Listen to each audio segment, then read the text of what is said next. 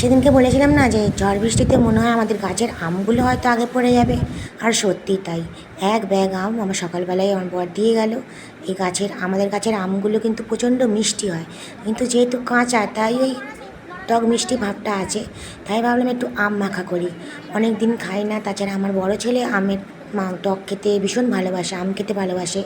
আর ওর না মানে কী জানি টক জিনিসের প্রতি বেশি ভালো লাগে, ওর খুব ভালোবাসে খেতে। তাই ভাবলাম চলো একটু আমটা কুচিয়ে একটু ভালো করে মাখি, কোনো দিন তো মাখি না।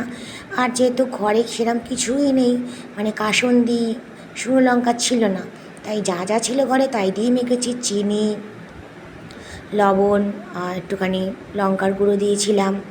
আর আর দিয়েছিলাম কি একটুখানি হচ্ছে ওই যে ভাজা মশলাটা আছে না, যেটা খুব টেস্ট হয়, সেই ভাজা মশলাটা দিয়েছিলাম। সত্যি বলতে কাসুন্দি না দিয়েও আর ওই শুকনো লঙ্কা ভেজে না দিয়েও কিন্তু দারুণ টেস্ট হয়েছিল।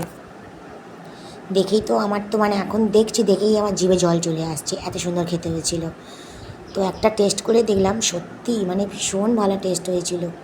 আর একটু চিনি মিষ্টি মিষ্টি একটু মুখে পড়ছে, আর আমগুলো তো এমনি টক মিষ্টি ভাব, তো একটু ঝালও হয়েছে। আমার ছেলে ঝালও খায়, তো সব মিলে বেশ জমে গেছিলো ব্যাপারটা। তো ছেলেকে দিয়ে আসি। ভিডিওটি ভালো লাগলে লাইক করবেন। টাটা।